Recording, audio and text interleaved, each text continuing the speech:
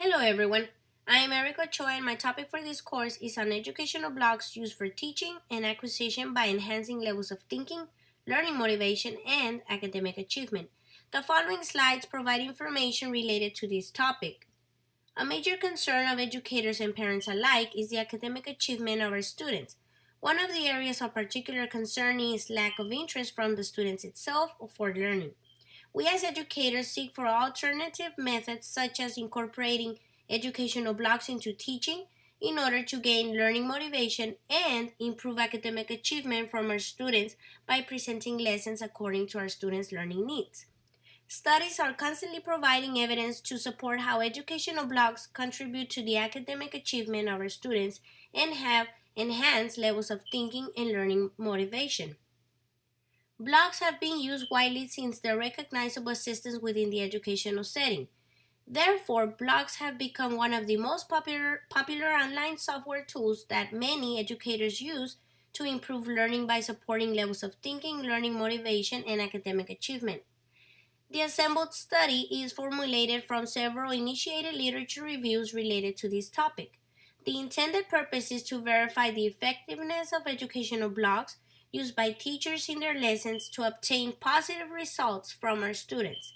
Throughout the study and gathered data, the effectiveness of the use of educational blogs for learning achievement is explained in detail as we proceed with this study.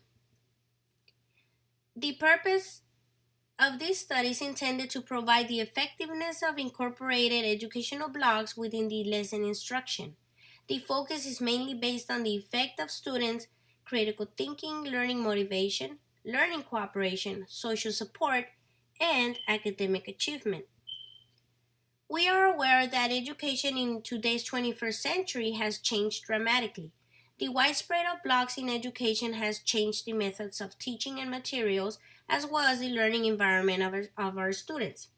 As a matter of fact, instruction is not only taught traditionally but digitally as well, more learner centered but via a virtual environment as we speak.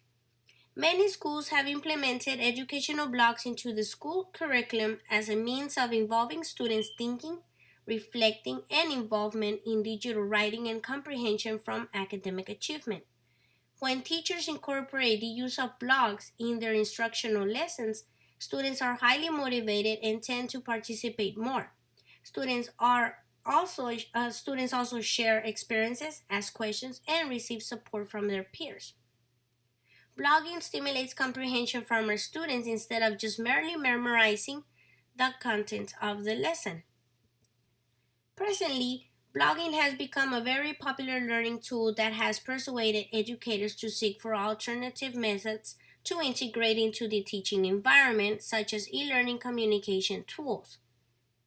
The popularity of blogs provide means of building a positive sense of an online learning environment and assist our learners to better understand the content. In other words, blogs can assist teachers with insights on the students' understanding of the concepts of the lesson the teacher wishes for them to grasp. Educational blogs are used in a variety of ways where educators can use blogs to inform how much the students understand what they have learned. Yet, they also contribute to teaching improvements. This gives teachers the advantage of intervening and make many modifications needed for struggling areas from our students. A numerous amount of studies have identified blogging as a beneficial instructional practice tool. Nowadays, students ranging from elementary through high school are introduced to the new world of blogging. An increasing number of teachers have implemented blogging with the focus of creating a platform for the learners to discuss their learning strategies in their own voices with their peers. In 2013, Lee, Bado, Smith, and Moore provided evidence to support that discussions among students performed through the use of blogs is a more effective instructional tool than face-to-face discussion where students showed positive attitudes toward blogging as a pleasant and supportive atmosphere.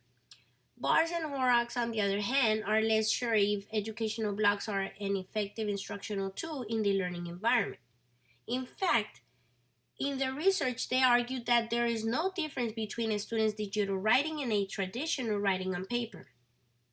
Duarto argues that despite the popularity of blogging, there is still much to research concerning this sort of computer mediated tool before implementing it within the learning atmosphere.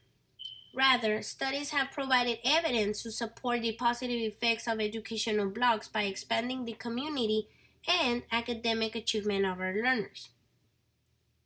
After deep research, studies suggest for schools and teachers to actively engage learners through educational blogs for effective pedagogical practices. Despite the fact that blogging is for the sole purpose of instruction and the posting of supporting materials, its principal direction is set to the social communication, collaboration, share of knowledge, and critical thinking and problem solving of our learners to improve academic achievement. Therefore, blogging is more as an instructional reflective tool rather than a simple online journal writing tool. As research concerning these topics still continues to develop at the moment, blogs have administered a sense of pleasant and supportive atmosphere where participants have showed positive attitudes toward the use of educational blogs. During their research, Stover, Yarta, and Harris state that the use of blogs have been a beneficial instructional tool within the school atmosphere, especially when it comes to discussing readings from participants.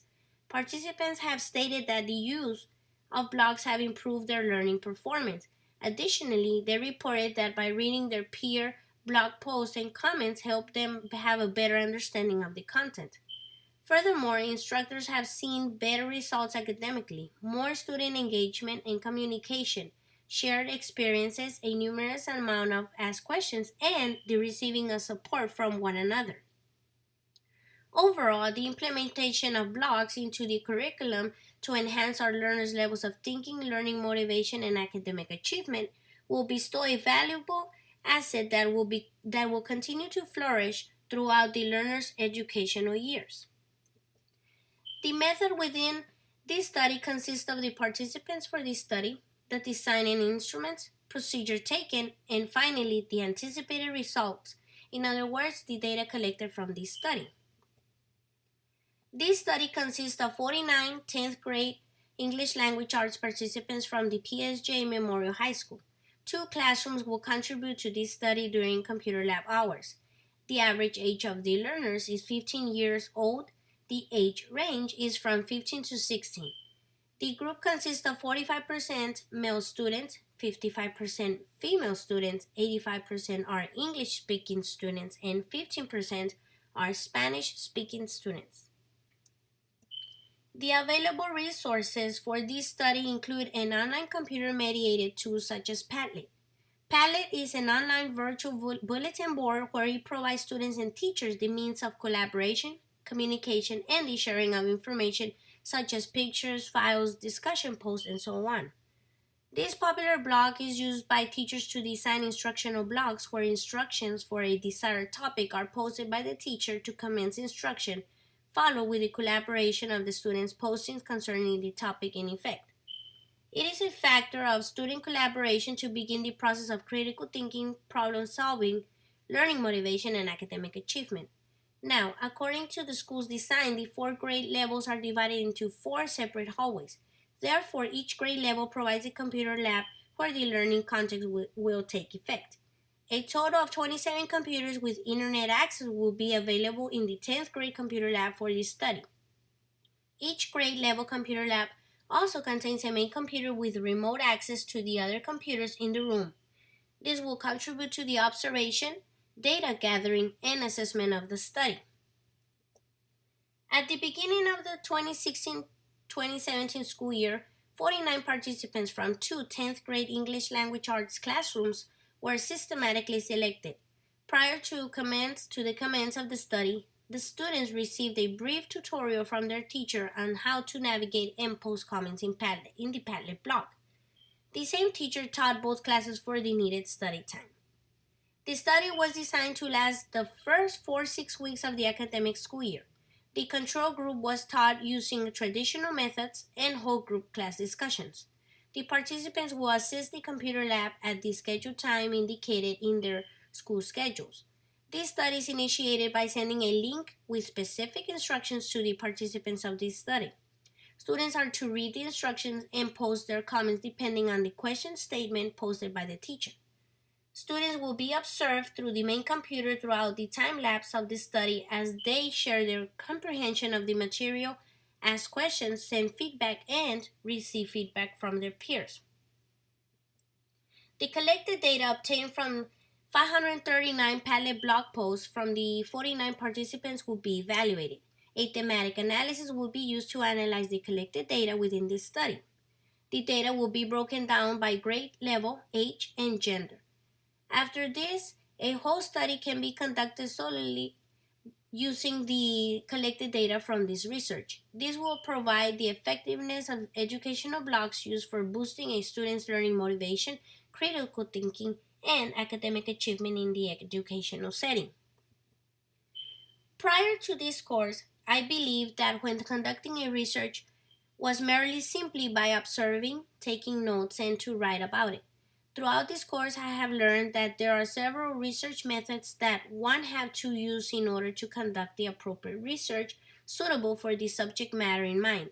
I can say that having taken this course has provided me with a better understanding and an idea as to how to perform a good research.